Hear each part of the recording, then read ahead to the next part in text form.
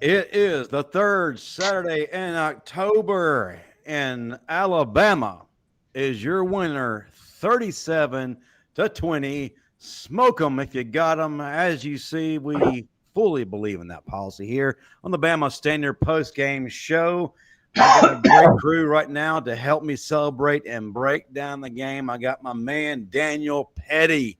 And then just below, we got former Alabama defensive back and Dan's big brother, the illustrious Chris James. Fellas, what is going on?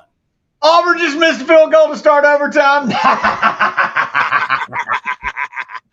And roll tide. Jubilation. Roll tide, baby. Good gracious, roll tide. Whenever you can get an LSU, Auburn, and Tennessee loss in the same night, that is pure heaven, baby. Ole Miss tried, and the Rebs tried to do it, but Georgia only apparently loses to Alabama. So, hey, folks, if you're watching, go ahead, hit that like button, hit the subscribe button, live chat. Need to hear from you tonight. We're going to be pinning a lot of your comments, a lot of your questions, so get them all in. If you're watching the replay, get in the comment section below. Let's show us some love there. Give us your thoughts, your hot takes, whatever it takes. Also, if you're watching on other platforms, come over to our YouTube channel. Subscribe if you're not already. Hit the like button if you are watching and be a part of our family. Guys, we need to talk about it. We only have Chris for a few moments here, but hey, we are blessed to be able to have the celebrity appearance tonight.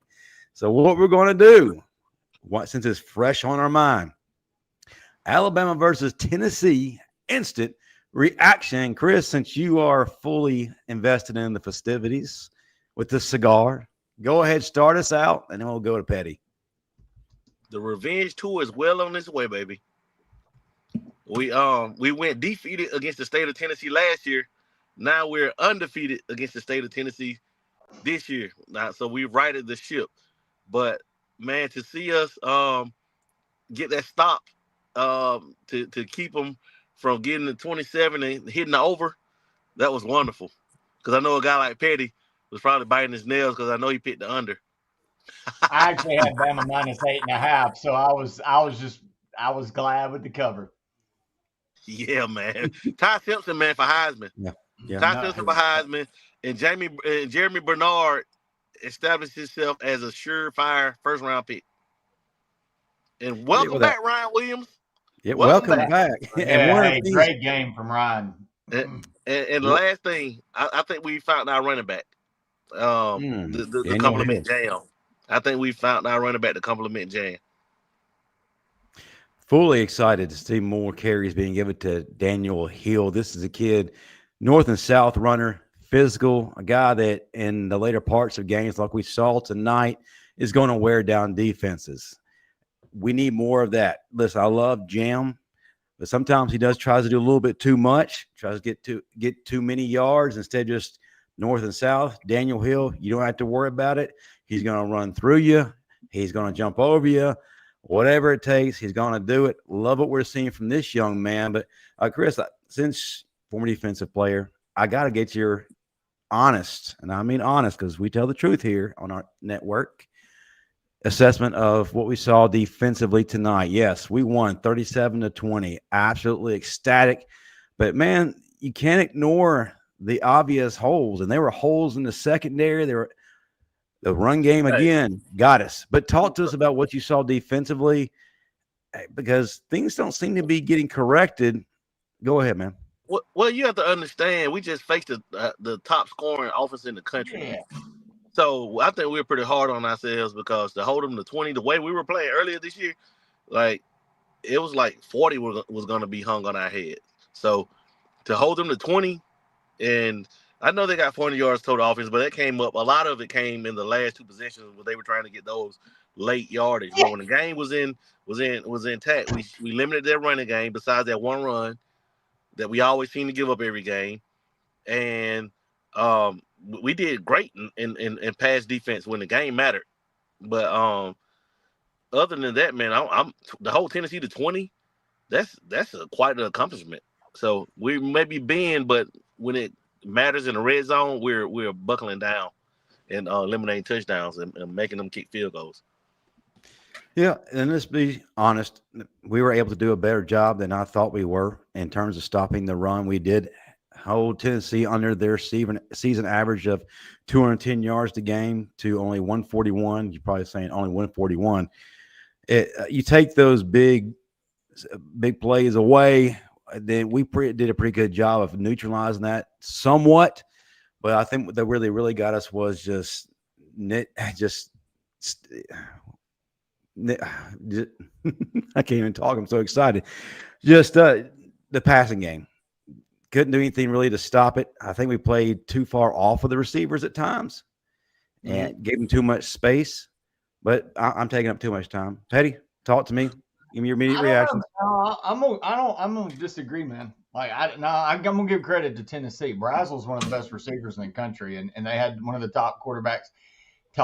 I think this is the fourth week in a row that the defense has held the opponent under what they've been doing seasonally all year. Last week we faced Missouri, and they were the number one rush offense, and you hold my Hardy kid to 60 yards rushing.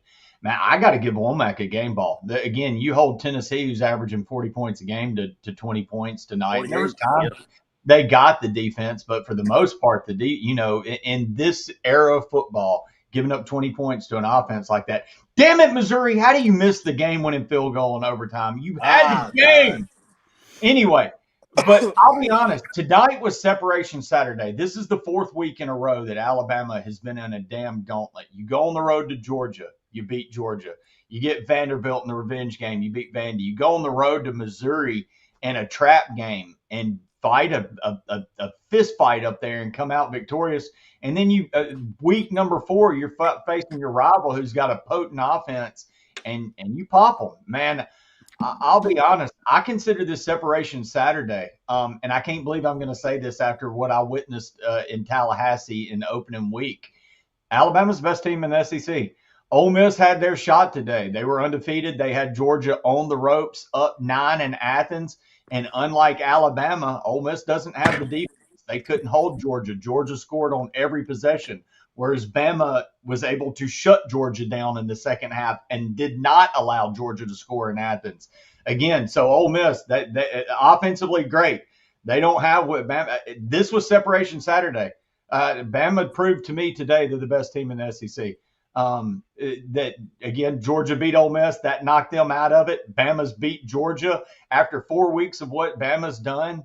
I'm sorry, man. It's hard not to be hyped about this team right now and where they're headed. This is an impressive football program for those that were very much excited about getting their shots at Bama now that Saban's gone. I hope you got it last year because this is the best program running in the SEC right now. The offense, the way it's running, I'm giving flowers to Wommack.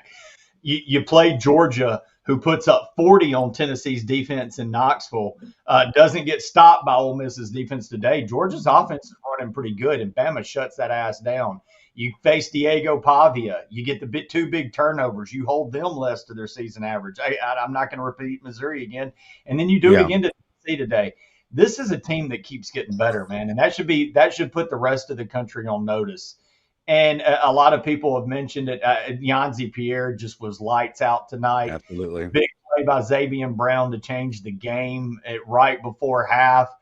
But the running by Daniel Hill late in the game to close it out, it's just we're getting stuff from everybody. And now Ryan Williams starting to play gritty. So this gritty Williams out of nowhere. This is a ball club. This is a championship-looking ball club, and it should put the rest of the nation on notice, man. Alabama's fucking scary right now. Rico Scott and Lazier Brooks. I mean, in the tight end, 80. I mean, man, we have weapons, man. It's like you can't key in on one person, and that's what's so hard about. And then Ty Simpson is deadly accurate. He's deadly accurate. But yeah, to your point, Justin, I would love to see the safeties come up more in coverage, man, because we're giving up that out route so easily. It's like 3rd and 5. We're playing 10 yards off. Like we're giving too many easy passing windows on 3rd down. Well, that's a question for you, cornerback. Is that because we're playing such too high to keep from getting beat deep? we're playing not to get beat deep. Yeah, we're playing not to get beat over the top because we don't give up. Huh? No, because you're seeing so many defenses abandon the blitz, rush 4, and go into such a zone, so many different zone packages, and keeping the offense in front of them and trying to keep everything in front of them to make them make a mistake eventually, right?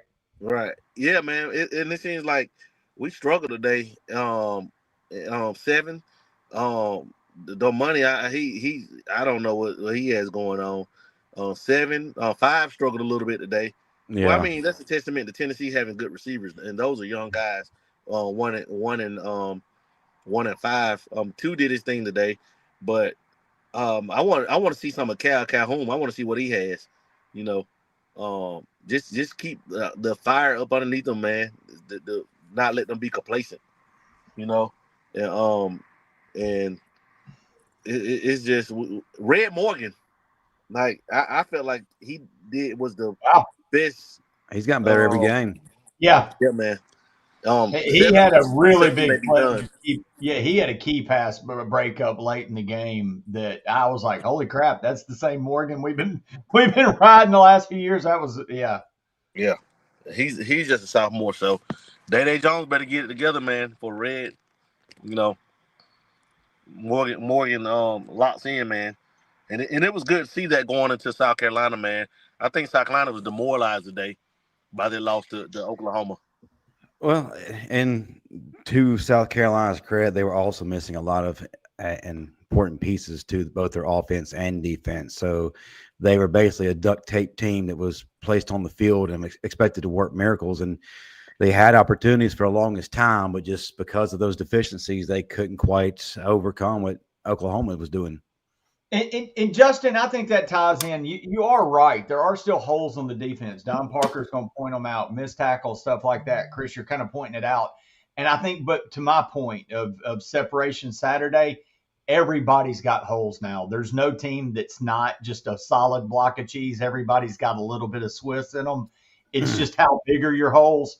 And right now, Alabama's holes are smaller than everybody else's is the deal. And that's what I'm seeing. Alabama's a much more solid team, even with the deficiencies on defense. Again, go watch everybody else try this shit right now. Nobody's really good at it. And the ones that are good at it are real bad at something else, like Oklahoma. They're not real good at offense. They're real good at defense. Yeah. But, man, Bama's looking good on both sides of the ball right now. And Ohio State, they're not playing nobody. Now, Indiana. Well, I think we also have to untrain our minds because we're still living in the 20-teens versions of Alabama defense. And that's just not conducive to the current game as it is right now. But there are still things discipline-wise that you want to see from your players. But in terms of separation, Saturday, like you said, Pettey, one of the things that I was looking to going in was the offense. We always start off red hot, but then in the second half of games, we tend to kind of fizzle out and do just enough to hang on to games.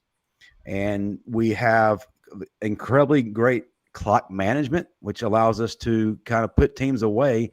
But you still want to be able to see a team play a complete game offensively. And tonight, I think we were able to do that. And then, too, you talk about the schedule. I want to go back. I know I was being very hard, and we've been very critical of Alabama week after week. But you bring up a very good point. Who else in the nation is beating top 15, top 10 teams 4 weeks in a row? Nobody. No one's doing that. And the thing is, it's not just as simple as putting another W in the win column. It takes a physical and emotional toll on your team week after week, and you're continually having to ask your guys, okay, we need one more from you. We need one more from you. And you got to ask yourself the question, at what point do we run out of gas? Well, so far, we're not. We haven't. We're too deep. My gosh, that off week, that bye for LSU, the Fighting Corn Dogs come to town, is going to be much needed. But it says a lot about our resolve and our character. Go ahead, Chris. But it's because the competition is so rampant that you can't afford to have a letdown or somebody's going to be in your position. You see what I'm saying? So they have to be on it, man. You have to be on it because we have no room for error, and you have to be on it because I just feel like we need to go ahead and guarantee a playoff spot. We need to win out at least until the SEC championship game, and going to at least 11-1. 11-1, I think we're guaranteed a spot in the playoffs, regardless of what we do in the SEC championship game. Yeah, and I kind of don't like that the teams are more evenly matched, and I kind of do like it because it does not allow for complacency to set in. You have to come with it every single week. We saw Texas tonight struggle with Kentucky of all teams. Should have lost. Say that again. Should have lost. Yeah, see, and then Arkansas takes Texas A&M to the final minute. So, yeah, complacency does not exist here. In this dojo. No, you're right about that. Like, hey. And I think Herbstreit alluded that to the earlier this morning on game day. This is the point of the year where the SEC starts to cannibalize itself. So, again, and so I think Juice mentioned it. Juice Crew said it wasn't a complete game. No, but in this era, that's about as complete as you're going to get. And when you can beat a top 15 team by 17 points, you take it and go, because I don't think you're going to get complete like Justin, you were alluding to earlier, like we got in 2017 when the defense gave up 6 points and the offense didn't make any mistakes and there was 2 penalties. Those games aren't going to happen. But tonight's about as complete as you're going to get, and that's more complete than anybody else is putting out on the field, like outside of Ohio State, who plays nobody. Right. And Chris, before I turn our attention to the offensive line, of course, in the comment section here, we're already seeing people talking about not being able to stop the run. Yes, that has been an Achilles heel for us the entire season. So I got to ask you, why is it still an issue in terms of run fits and getting our eyes in the right place? Why is it still a struggle? Why have we not been able to progress in this area? What are you seeing that maybe the common fan doesn't see? Hold on. It's that I just think that it's because you have the same guys making the same mistakes. It's not like it's somebody new. You know what I'm saying? We just have what we have at linebacker. They're gonna misread. They're gonna play good, but they're gonna misread. Lawson overran that long touchdown run. Jefferson's gotten better. He's gotten better. 41's gotten better. But it's not only the linebackers, it's the safeties too. So absolutely. I'm not going to put it all on the linebackers. It's on the safeties too. And let's go ahead and direct our attention to the offensive line. I still don't understand for the life of me why we continue to have these musical chairs. Formby is not cutting it. I'm not trying to pour a bunch of it on to him, but Michael Carroll has proved week after week that he is elevating, and our offense runs a lot better with him in the game. Offense runs a lot better with Jaden Roberts in the game. Unfortunately, Jaden had to depart the game a lot earlier because of an injury, as undisclosed at the moment. But when Gino Vandermark and Wilkin Formby are in there, we have issues. Matter of fact, Vandermark was being tossed around quite often tonight. So, Chris, Daniel, help me understand why they're trying to force a round peg into a square hole in terms of the offensive line still. I have no idea, man. I don't know what in the world he's thinking, man, like up front, man. Our O-line coach, man, he has to, whatever it is, he needs to get it together because, like, Gino, we almost got killed their first drive. He almost gave up a safety. He got whooped twice on their first drive alone, the first few plays of the game. I think the very first play of the game, wasn't it? He got whipped. His first and second he got thrown into Ty, and Ty had to avoid him. You know, I don't get it, man. I mean, why wasn't Cam Dewberry starting? You know? You don't cuss, but he just said throw the fucking ball. Well, he didn't throw it. He threw it to a lineman, Hugh. Sorry. All right. So there are other things going on besides our celebration tonight.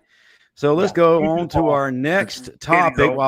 I didn't mean to interrupt because I don't understand the line thing either. The left side of the line is probably the best offensive line in all of college football, and then you've got that rotating thing at guard still. You moved Formby down there a couple weeks ago, and it actually looked good, and then you pop him back out and the rotation with Carroll. I don't understand that side either. That is still kind of mystifying, and something I'm very interested to see as it goes on. All right, going on to our next topic, Chris. Like I said, we've only got you for a limited amount of time before your wife puts you outside. Positives and negatives of the game. What are yours? And then we'll go to Pettey. My positives of the game was how we, like you said earlier, we mentioned how we put together a complete game offensively. And to see Ryan Williams come back to himself, man, that makes it so much dangerous when he's when he's out there. And then Isaiah Horton, even though he had one catch, I think it was a productive catch. It was a touchdown catch. So, I mean, we just have so many different weapons, and I think we found our second guy in the run game. That's our positive. And the defense was bend but didn't break. And our negatives, I feel like we gotta tighten up those run fits. We definitely have to tighten up those run fits. Oh, let me go back to a positive. Young Pierre, we found a pass rush tonight, fellas. Oh, like, yeah. He had 3 sacks. He definitely gets a game ball. Like we found a pass rush tonight. The D-line was active. Up front was active. But those run fits, they continue to scare me. Hopefully it doesn't come and bite us in the ass at some point in the season. But other than that, that's the only thing I can really complain about is the run fits. And that's really the only thing I really can complain about. I think we played a pretty good game outside of that. All right, Pettey, what you got? Yeah, man. The positives, I kind of agree with Chris. I know people still want this defense to be perfect. I thought the defense played good. It's bend, don't break.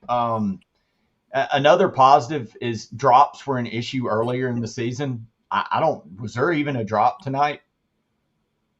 I don't think there were any drops, honestly. I don't think there were any drops tonight, and that was a serious issue. I mean, just 3-4 games ago. So that's a big positive to me. That's always do it. Kudos to Jamarcus Shepard for that.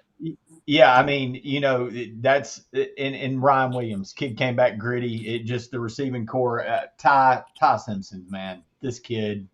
Awesome. I know people don't like this, but y'all can get over it. I'm going to or doing it early. It's time to talk about that kid seriously for the leading the Heisman Trophy contender. He's leading the best team in the SEC, and this Bama team's dangerous.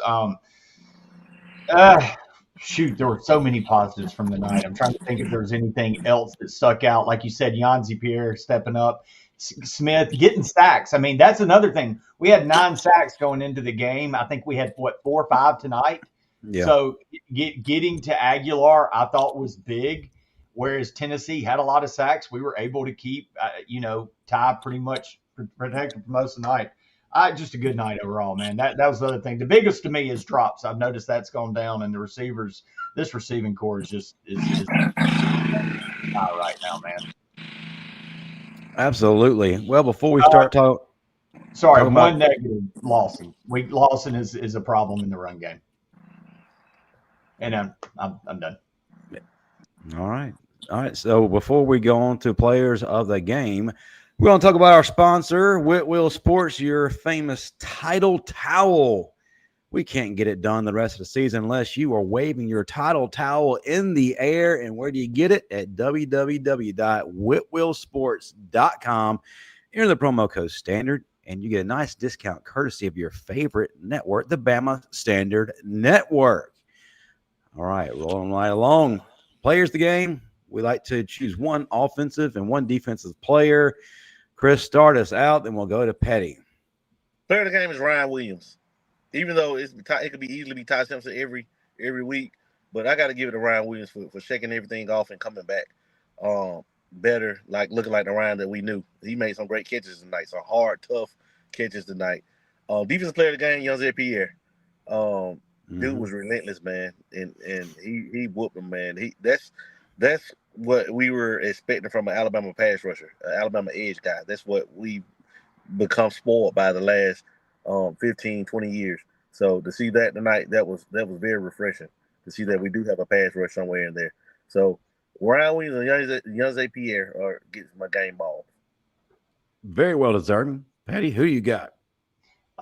Man, I'm gonna take the easy way out and give it to Ty on offense. Sorry, he's going. He's why this offense is so special right now. He is absolutely a field general. I would have given it to Pierre, but since you didn't, I'm going to give it to the guy who changed the game right before halftime, and that's Xavier Brown with the 99-yard pick six. That was man, that you know. What did they get? What's that go 16-13? What would have been at the time? Yeah, and it'd been 16. Yeah, 23-7. That's just that was a huge play in the game. So I think it was the biggest play of the game. I'll give it to that. But I almost want to give the game ball to Wommack because I know people getting on him, man. That defense, I think he did a great job tonight.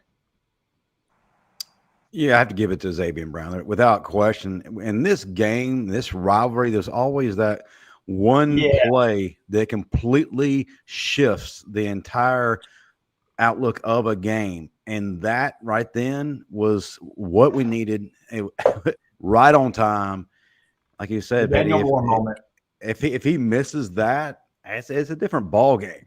Yeah. And that kind of demoralized Tennessee. If you watch their body language, the confidence wasn't quite there the rest of the way. Sure, they were able to do some things and make things a little hairy in the second half, especially when we went 3 and out to start the second half. They come out in their very first possession. They drive down the field and they score.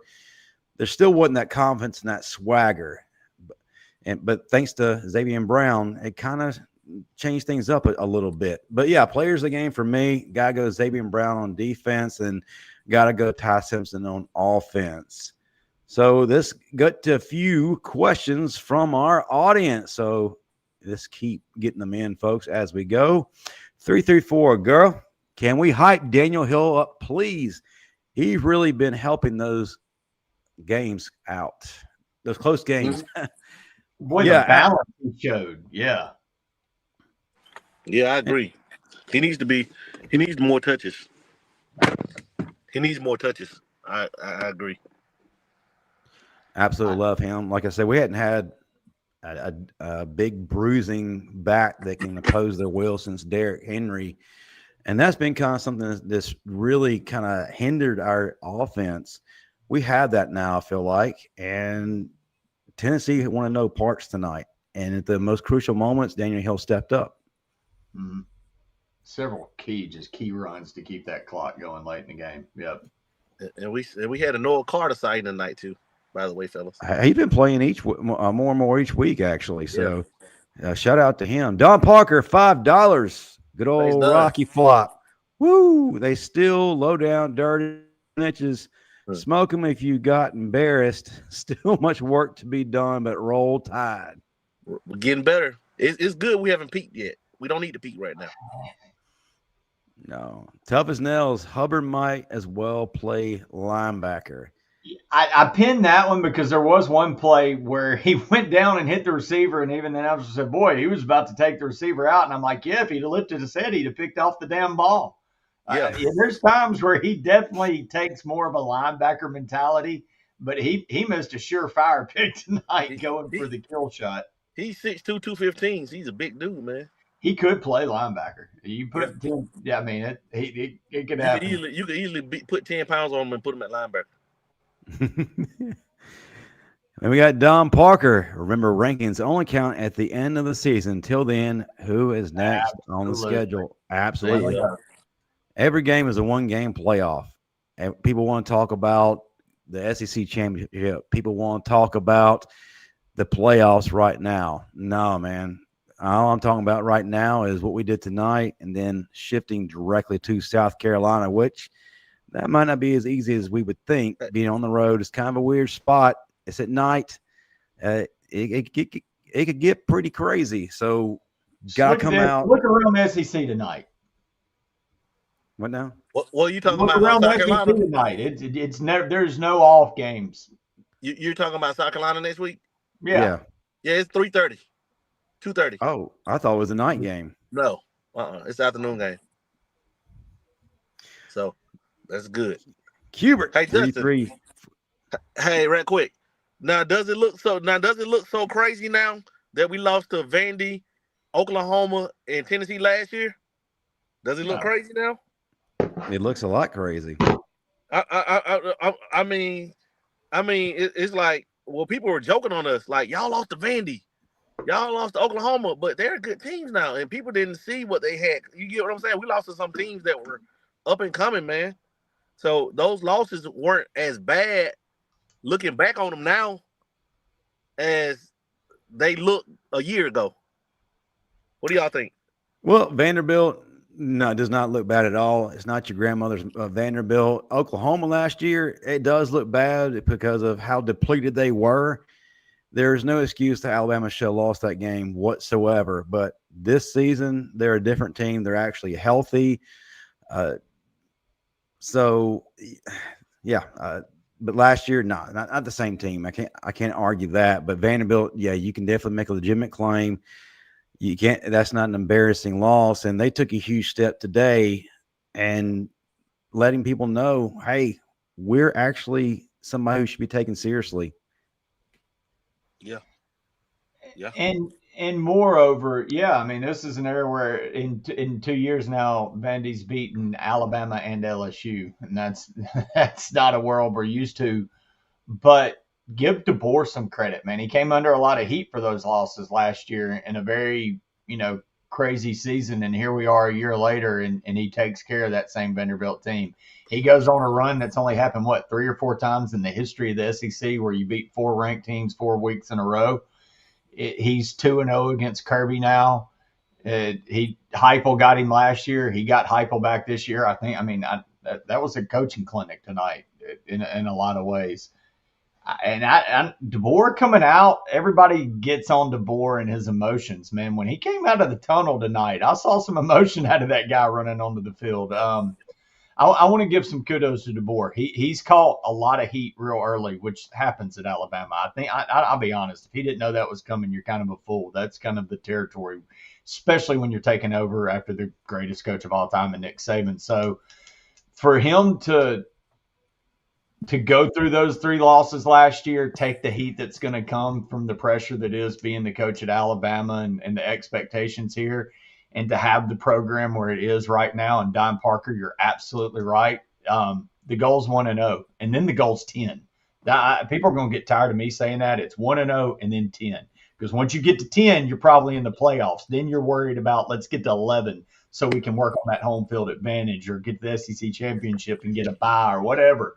But no, it's 1-0 and 10-0. The scope of football has completely changed. But, I think a lot of flowers need to go to Kalen DeBoer right now. It's time for him to get. He can't do it in the South. He can't get it done right now. He's getting it done, kicking everybody's ass.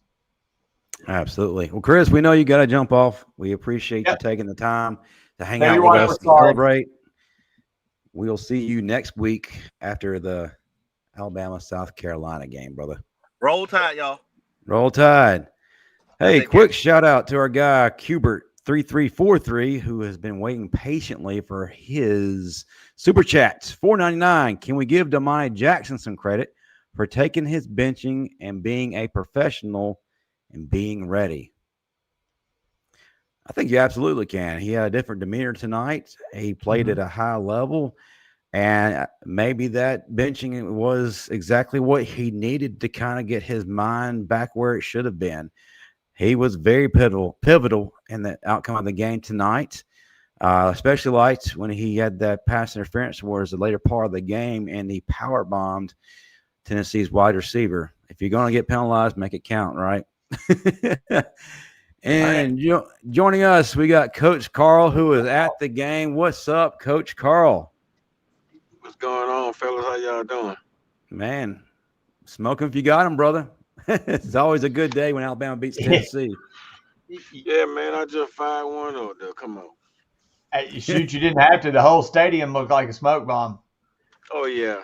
It looked real good. Smelled real good, too. What was the scene in the stadium, Coach Carl? Man, it was electric, man. That thing was so loud, so intense.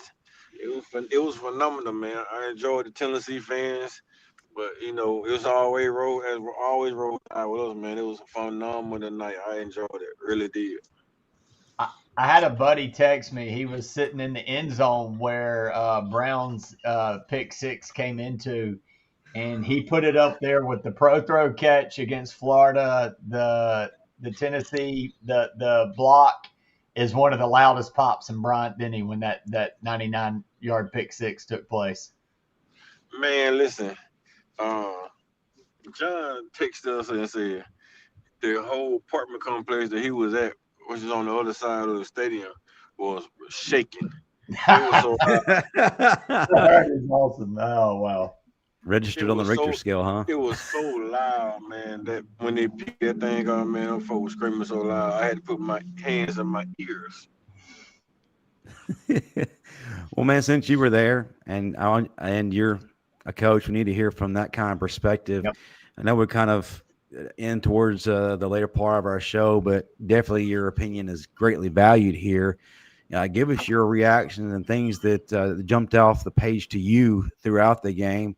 What did you see? What did you like? What did you not like?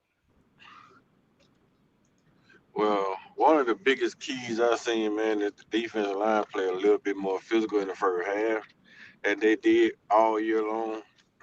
The biggest thing I didn't like is that they were still overrunning plays. So linebackers were hitting gaps, but they hitting gaps too fast. Like, so they were trying to beat the running back to the spot. And that's how they got cut back and went for a long touchdown run because they're trying to race to the spot, not just tracking the running back's hips. So a lot of time when you play running back key, you just keep your eyes on his hip and then you trailing to make sure he don't bounce it or he don't cut back. So if you overrun the play, he cuts back, nobody's there. So it's like when Lawson was trying to beat him to the point, and then you still got we were 10 Jefferson trying to beat him to the punch, and they both overran the play. So he had cutback. He was long gone, man, with nobody there to even do anything to him in the cutback hole. So we gotta fix some of the little triggers, man, the little small thing we gotta fix. Other than that, man, it's like the defense played phenomenal. Just those little bit of cutback lanes that we were giving up that I don't think we should have if they had just played their keys, take their two read step or take a read step and then go. But they wasn't taking any read step. They were just pursuing, just boom, trying to beat the guy to the punch because they diagnosed run, and so they were just trying to jump the run. So that's like one of the biggest things, man. Then he put a juke move on Bray Hoover, put a juke move on uh, Deshaun Lee, and left him standing, man. So I mean, the kid had a really pretty good jump cut. Other than that, man, I think James Smith played a phenomenal game beside that roughing the passer. He shouldn't have, he shouldn't Which have was a took that. bogus He shouldn't have call, took honestly. Yeah, he shouldn't have took that. He shouldn't have fell on him. Like the falling wasn't the hit wasn't the problem. It's like when he fell into him, he fell with all the weight. So that's where the flag comes in. That he shouldn't have done that. Other than that, man, everything was fine, man. Dijon Lee played 10 yards off the ball was a concern, being that he's supposed to be a lockdown corner, a press man cover corner. They had him playing Tech, which kind of put him outside of the rims of what he plays. At that point, you gonna have a Bail corner you should have had the money in because the money play off ball probably better than Deshaun Lee was. So it's just a lot of up and down. I hate the fact that they keep bringing Wigan Formby and Vandervault in the game at the same time because neither one of those can block that well. So I don't understand the reason why you have Jaden Roberts and Michael Carroll in the offense moving down the field, and then you get to the 50-yard line, you bring those two out and put two other guys in that are really not good at blocking, and then the offense will stutter. Or you get inside the goal line coming out, and then you got Vanderbilt and Forsby starting, and then our offense is dead because we can't get in the drive block, can't get in the pass block technique well with those two guys. So it kind of speeding up the offense. Ty have to down do too many late checks. So I'm thinking that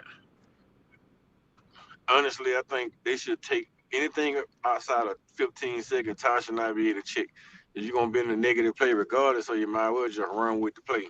Just go ahead and run with the play. Stop trying to do all these late checks because you put a guy in motion with 10 seconds and then you realize his zone. Now you want to try to check into a run, but you in empty set. And now you're going to run the running back in the backfield, try to check into a run, and then you got 3 seconds. So it's just killing the offense, man. Like it was weird. We could have beat Tennessee worse, but I think I agree. Groves trying to get into the system, trying to run the football when we all knew that you can't really run the ball on Tennessee, but you can pass the ball. So take what the defense give you. If they make you a passer and they can't play the pass that well, then you throw the ball 100 times if you have to. It's all about scheme. If they give you the pass, you pass the ball. If they give you the run, you run the damn ball. And they gave us pass tonight, and they trying to run the ball, which come down in the fourth quarter. You put Daniel Hill in the game. Daniel Hill getting no tough yardage. If you want to Yeah. run the ball inside the goal line, and maybe you should just go ahead and drop Daniel Hill in there so he can get the tough 1 or 2 yards and keep the ball moving, man. So those are like things, a little bit of things like that. I figure if they shorten up some of those things, the team is virtually unbeatable. They And got to shorten up some of those things. John Logan brings up a good point. He asked, why did we keep running to the right side? It wasn't working. Back to your point, Vandermark and Formby in, things aren't happening. So why move it to that side when obviously that just was Because more of go ahead. because with offense nowadays, when you spread it out and get in that trip set, nobody runs to the trip because the whole defense is shipped toward the trip side. So you will have 7 or 8 guys playing one side of the field. So all the numbers say, with analytics side say, you run to the side with the less numbers at. But being that there's less numbers on that side of the field, you need to put run downhill, run run type of guys like Mike Carroll and Jaden Roberts. Or Jaden Roberts missed a few blocks tonight on the inside too. He didn't get his hands on that 3 tick a few times, which got with some run plays got blowed up. So find another guard. Find you another guard and put that guard in there in that spot, and you're gonna run off the right side because Michael Carroll is doing good kicking, but we don't have nobody doing anything on the down block side. Like you're missing the down block, and then you turn loose 3 tick, and 3 tick blowing the plays up in the backfield. So it's like analytics size, you run to the short side of the field because there's less defenders on that side of the field. But I understand that part, but we got to figure who gonna be a good guard in that spot to down block that 3 tick, and then you can run in between Carroll and the 3 tick. Jeremy Sanders is saying with Roberts got hurt, we should have brought in Will Sanders. Why wasn't that an option, especially with the way Vandermark was getting, this call what it is, abused tonight on several occasions? Will seems to be getting better each week. Is it a confidence thing from the coaching staff? What? Why would we not see more of him when Jaden went down? Hey man, I throw my hands in the air. I mean, I was in Texas. I'm asking the same question, like, why are those two in the game? Period. I don't care if they're seniors or the NIL so high that you gotta play. I don't give a damn. Don't put them in the game. You can pay them to sit on the sideline.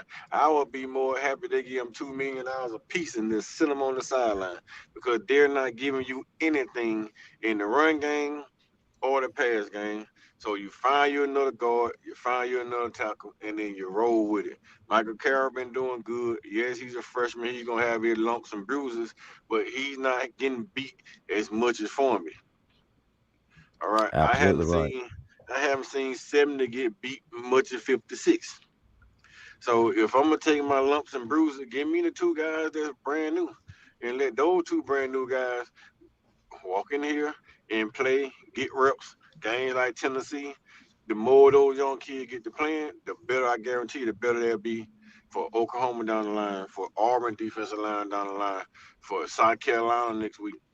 We gotta have offensive line with continuity, an offensive line that's fast and physical, that don't mind getting their hands on somebody blocking them, and not offensive line that thinking about double team or 5-tick, but you should be crashing down on 3-tick. Because the 5-ticks are supposed to be kicked, and we run inside the 5-ticks. In my opinion, but we run offense back last year when we were doing offense out of the offense side.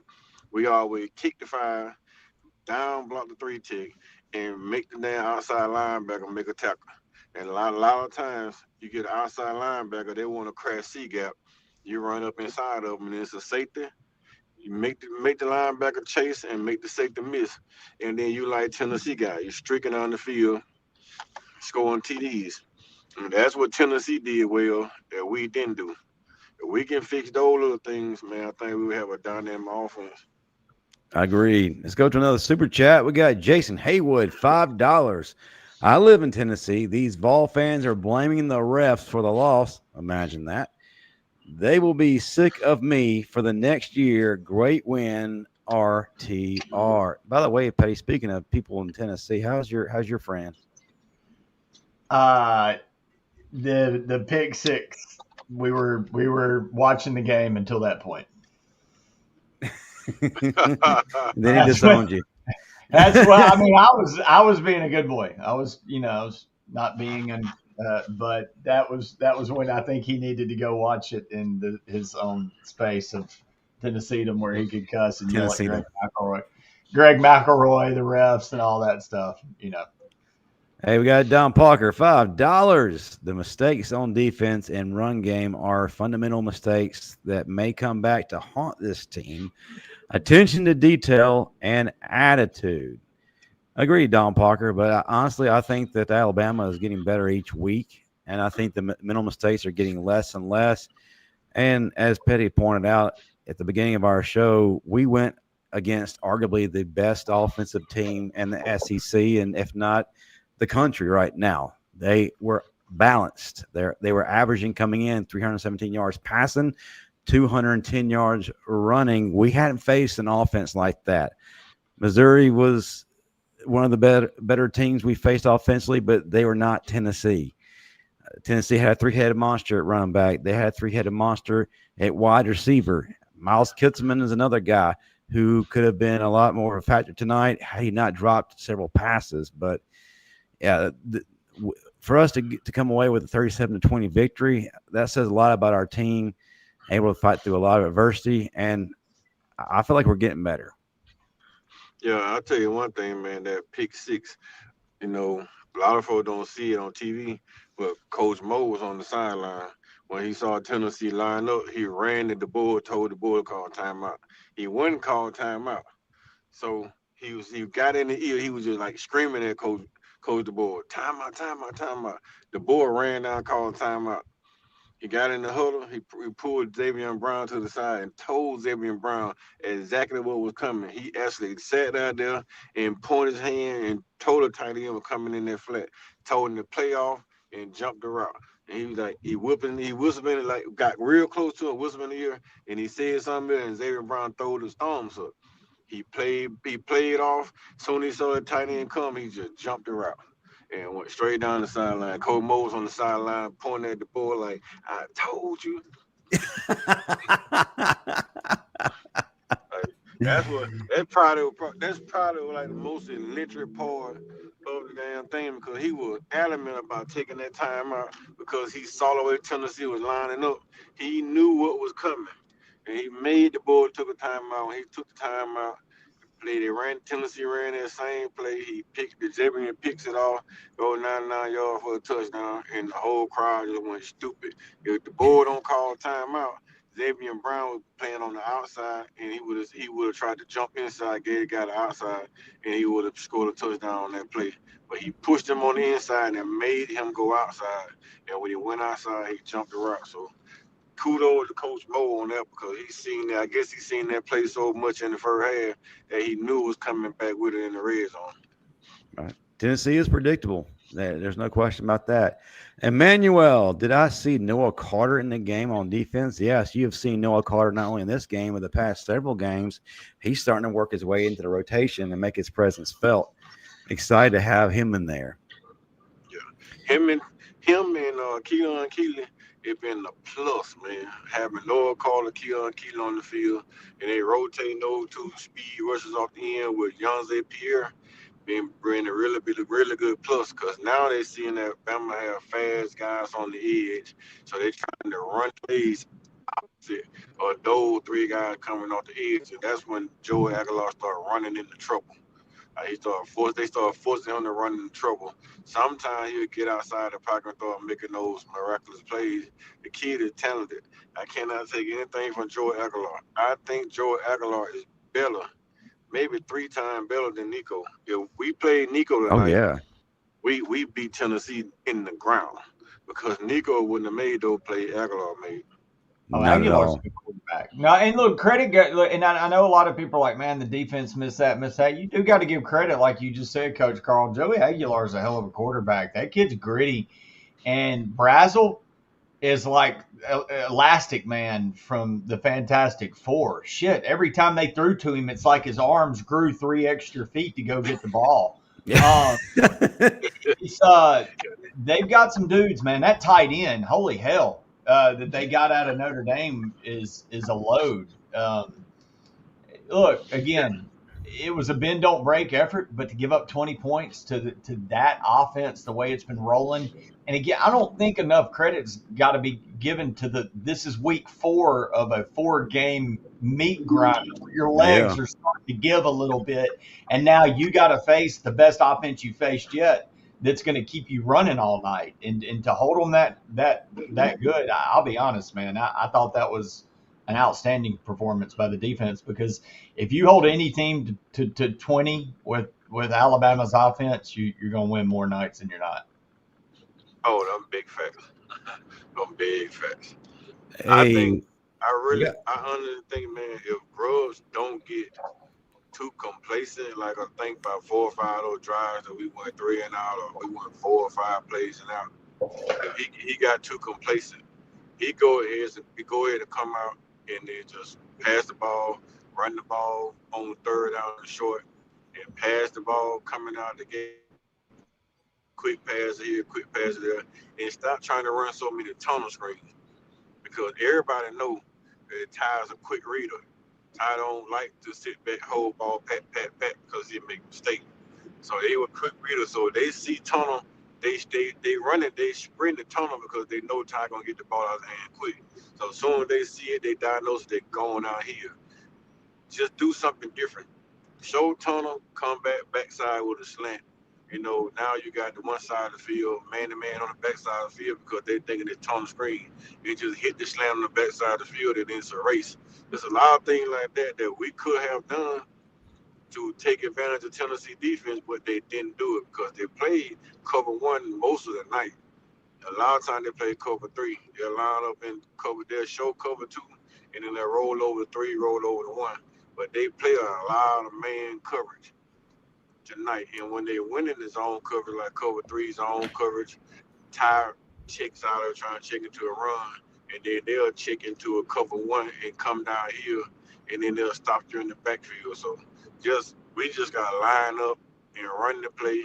If you're down those zone, you don't even have to worry about it. You get the ball out your hand quick, or just hold it a little bit later and wait for somebody to sit off inside the zone and stop checking out the plays, because if you're sitting in the zone, they're getting 5, 10, 15 yards of pitch. And Ty was misreading that. And I think that's one of the biggest things with him. He's seeing things and he don't want you to throw an interception, so he's trying to check out the plays to get into the run game. I just need Ryan Grubb to stop trying to get cute at the wrong times. And thank goodness for Jeremy Bernard tonight, and what was supposed to be a pass play thrown by him. He avoids certain disaster and somehow picks up 17 yards. It just shows you how good this kid is. Right, Don Parker, $5 shout out to Keon Keeley. He has also been effective in the pass rush. He just needs to get home. Absolutely. And we got one more question, John Logan. Why do we keep running to the right side? It wasn't working. Coach Carl did a good job of really explaining that, but we appreciate the suggestion. I said same thing, man. You have to run. If they make you run right, you gotta run right. If you overload with trips on one side, they're gonna put 7 to 8 guys on the opposite side of the field to stop the trips. So they have to play you trips. If they play you leverage and then they give you the trips, you throw the bubble screen and then you streaking. So they gonna put the leverage on the side where the trips at.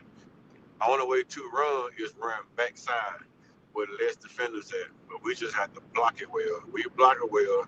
Those same runs that Tennessee for busting out the back door because they were spreading the field on trips and then they're running backsides. It's the same thing that everybody doing. They just spreading the field on one side and then they're running back to the boundary side because they have more blockers than you have defenders. We just got to block it. If we block it well, all those plays works. Period. Right. And we got one more super chat from RB, $1. We greatly appreciate you. Thank you so much. All right. So now we've gotten through all the questions from the audience. We got to go to our final thoughts. Great win by Alabama, 37-20 over Tennessee. It's always a great day when you can beat the Vols. But we're moving forward. We got South Carolina waiting in the wings in Columbia, which is always a tough place to play. But Alabama's on a roll. Pettey, give me your final thoughts on this game, what your biggest takeaway is, but then your thoughts on the upcoming opponent, which, for all intent and purpose, we should probably wipe off the field. But this is a new era. It's not always given like that. And then we'll go to Coach Carl. But, yeah, give me your final thoughts, Pettey. My final thoughts. Look, I still see a lot of griping about the coaching in the chat. And I know you're out there, but my former co-head coach of the Southeastern Wildcats of the 2000 NCAA football brand, if we were running the show, yes, this would be a flawless execution on all accounts. But that's not the world we're in. It's not 2000, and it's not the Southeastern Wildcats off Bryant Drive at 2 a.m. with dollar double cheeseburgers. This is 2025, and this is the football we got. But guys, man, I watched a lot of football today. Watched a lot of football the last few weeks. And are there holes? Yeah, I'm going to go back to the cheese argument. There's no solid blocks of cheese in college football. Maybe Ohio State, whatever, but they don't play anybody. We'll find out. But in the SEC, everybody's got something. Bama's seem to be the smallest to me right now. There are things the tackling could get better. There's things that can be fixed on defense. But look, like I said earlier, you're giving up 20 points a game. Nobody's beating this Alabama team with this offense. Alabama, to me, is propelled itself to the best team in the SEC. That's where you want to be right now. Be the best team in the SEC. Go 1-0. Yeah, this South Carolina team, they're not. No, Lenore Sellers is one-dimensional. You shut him down against the run. Their defense is now just Dylan Stewart. The rest of it went pro, and they didn't replace it. Shane Beamer's, he was a one-shot in the pan last year. Go take care. But it is a Saturday night in the SEC. Look around. Texas A&M barely survived Arkansas. There's upsets all over the place. You got to bring your lunch bell because it is the SEC and we are in the cannibalization time. But guys, this Alabama team, if it keeps its projection and keeps playing within itself, the team that I see guys like Ryan Williams and Daniel Hills of the world stepping up at the end of games, I just see a team growing, and that's a good sign. So And man, my final thoughts are at the end of this long day, which I think was a separation Saturday. We are getting to the playoff portion of college football where teams are getting eliminated. I think Alabama's situating itself as the top team in that SEC again. And the first rankings, I believe, are going to be released next week. Am I correct? Oh, is it time? Ah, man. Yeah, here we go. Here we go. Coach Carl, give me your final thoughts from today's game and also your thoughts going into Columbia, which could be a dangerous place if we're not careful. I say like this, man.